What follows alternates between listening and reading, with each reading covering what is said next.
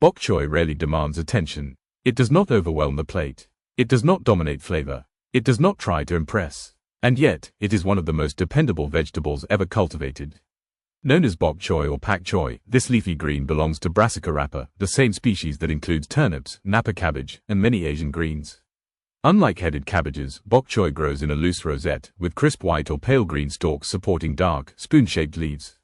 Its design is efficient. The stalks are juicy and firm. The leaves are tender and quick to cook. Together, they form a vegetable that delivers texture contrast without complexity.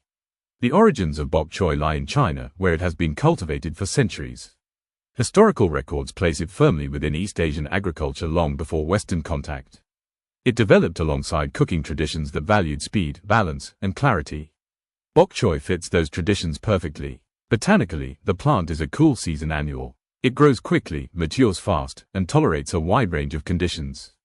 It does not require long seasons or heavy inputs. This made it ideal for small-scale farming and household gardens. The plant's structure reflects its role. It does not form a tight head because it was never meant to be stored long-term like winter cabbages. Bok choy is meant to be harvested and eaten fresh. Its value lies in immediacy. Flavor-wise, bok choy is mild, clean, and slightly sweet. It lacks the sharp bitterness of kale or mustard greens. It also lacks the heaviness of cabbage. This neutrality is intentional. In many Asian cuisines, vegetables are not meant to overpower. They are meant to support. Bok choy provides freshness, moisture, and texture while allowing sauces, aromatics, and proteins to speak. The stalks remain crisp even after brief cooking, while the leaves soften rapidly. This dual response to heat makes bok choy ideal for stir-frying, steaming, blanching, and soups.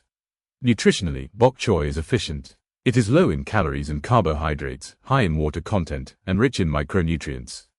It provides vitamin C, vitamin K, vitamin O precursors, folate, calcium, potassium, and iron.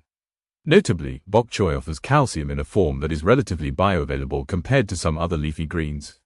This made it valuable in diets with limited dairy consumption. Like other brassicas, bok choy contains glucosinolates, though in milder concentrations. These compounds contribute subtle bitterness and participate in the plant's defense system. The mildness of bok choy does not mean weakness. It means control. Culturally, bok choy represents balance. In Chinese food philosophy, meals aim to harmonize textures, temperatures, and energies. Bok choy often serves as the cooling, grounding element in richer dishes. It appears in everyday meals rather than special occasions. This is important. Bok choy is not ceremonial. It is foundational. In soups, it absorbs broth while retaining structure. In stir-fries, it cooks in seconds. In noodle dishes, it provides contrast. In steamed preparations, it stands alone with minimal seasoning. Its adaptability explains its persistence. When bok choy traveled beyond Asia, it retained its identity. Unlike many vegetables that were modified to suit new tastes, bok choy entered global cuisine largely unchanged. It found a place in Western kitchens as a healthy, quick-cooking green. But even here, its appeal remained tied to its simplicity. Bok choy does not ask for reinvention. It asks for restraint. Agriculturally, bok choy remains relevant. Its fast growth cycle makes it suitable for urban farming, hydroponics, and controlled environments. It can be harvested at multiple stages, from baby leaves to mature stalks. This flexibility makes it economically efficient and nutritionally reliable. In modern food systems, bok choy stands out because it resists excess. It does not benefit from heavy sauces or prolonged cooking. It becomes worse when overworked. This characteristic aligns with contemporary interests in clean eating and minimal processing, though bok choy arrived there centuries earlier. It also teaches a lesson about vegetable hierarchy. Not every vegetable needs to be the star. Some are designed to stabilize the dish. Bok choy plays that role consistently. Its quietness is not absence. It is intention. Historically, foods like bok choy sustained populations not because they were exciting, but because they were dependable. They could be grown repeatedly. They fit into daily routines. They did not exhaust resources. This reliability is why bok choy appears across regions, generations, and classes. It belongs to everyday life. Even today, when culinary trends chase novelty, bok choy remains unchanged. It continues to show up in home kitchens, street food, and traditional meals.